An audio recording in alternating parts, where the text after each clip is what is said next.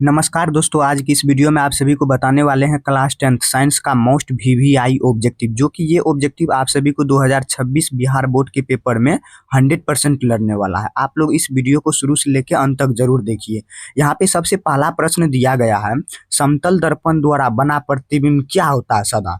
तो यहाँ पे इसका ऑप्शन यहाँ पे क में है वास्तविक होता है, ख में आभासी और सीधा होता है, और ग में क्या है वास्तविक और सीधा है, और घ में आभासी और उल्टा। तो उसका राइट आंसर आपका आ जाएगा आभासी भी होगा और सीधा भी होगा। तो उसका राइट आंसर ख नंबर आ जाएगा।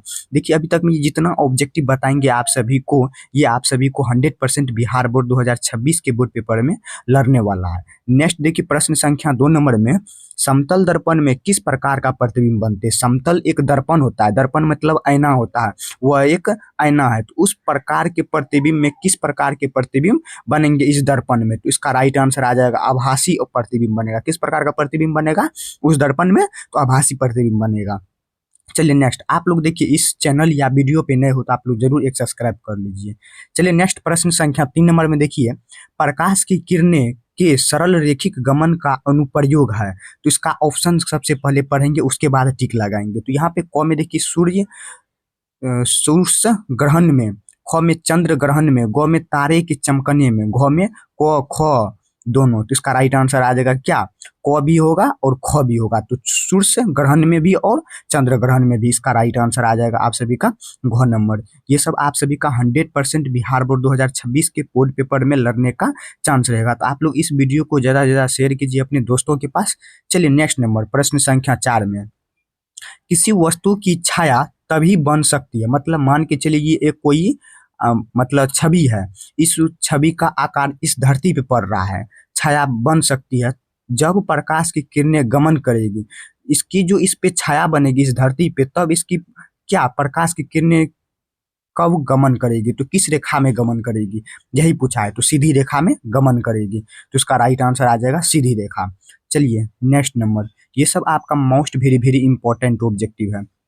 नेक्स्ट देखिए, प्रश्न संख्या 5 नंबर में, प्रकाश स्रोत के सामने एक हरी रंग की छड़ी को रख दिया जाए। मान के चलिए ये एक प्रकाश है, इसके सामने एक हरी रंग की छड़ी को रख दिया है, तो कर रख देने पर उसकी छाया कैसी होगी।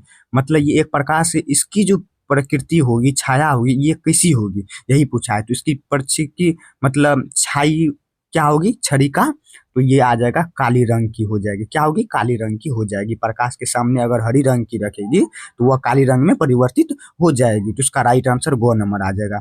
ये सब आपको 100% बिहार बोर्ड 2026 के पेपर में ये सब लड़ने वाला है।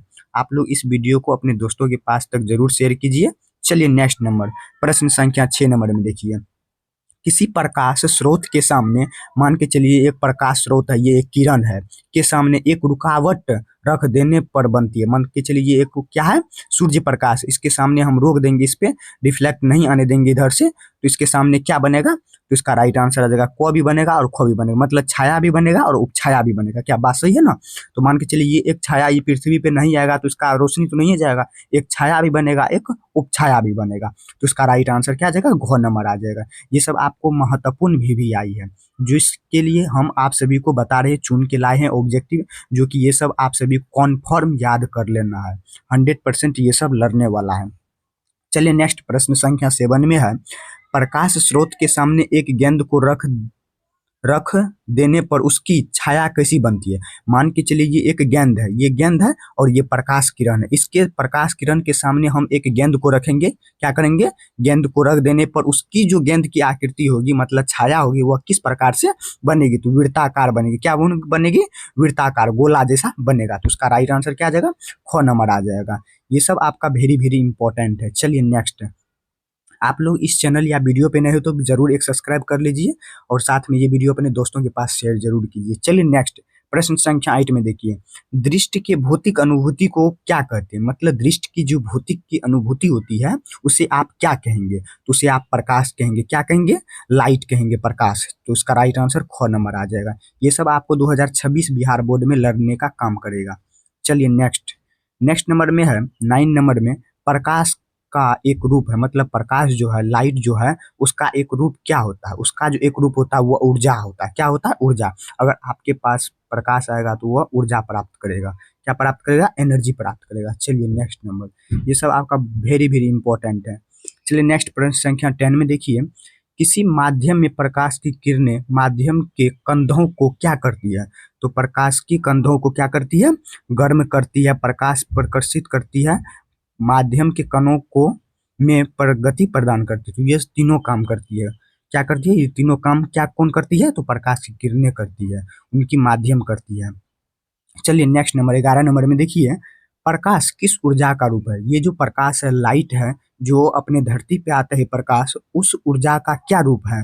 तो विकिरण ऊर्जा, एक क्या कहते हैं? विकिरण ऊर्जा कहते हैं। इसका राइट आंसर ख नंबर आ जाएगा। ये सब आपका वेरी वेरी इंपॉर्टेंट ऑब्जेक्टिव है, ये सब आपका मोस्ट वेरी वेरी इंपॉर्टेंट है। चलिए नेक्स्ट नंबर देखिए, नेक्स्ट 12 नंबर में है, प्रकाश तरंगे किस प्रकार की तरंगे होती है? प्रकाश जो तरंग होती है, ये मान के चलिए एक प्रकाश तरंग है। ये जो प्रकाश तरंग है, ये किस प्रकार के तरंगे होती है? तो विद्युत चुंबकीय तरंगे होती है। क्या होती है?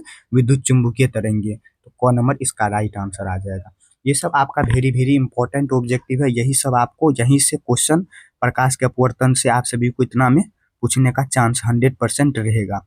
चलिए नेक्स्ट 13 नंबर में देखिए, प्रकाश तरंगे के गमन के लिए किस प्रकार के माध्यम की आवश्यकता होती है? मतलब प्रकाश जो तरंग होते हैं, उनमें मतलब प्रकाश को माध्यम की आवश्यकता किस प्रकार से होगी?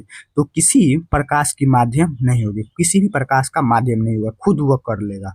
चलिए नेक्स्ट नंबर, नेक्स्ट देखिए 14 नंबर में दिया गया है, प्रकाश का तरंग दैर्घ्य अन्य बाधाओं की तुलना में होता है। मतलब प्रकाश जो तरंग होता है, ये प्रकाश मान के चलिए, ये दूसरे की तुलना में क्या होगा? ये दूसरे की तुलना में ये बहुत छोटा होगा।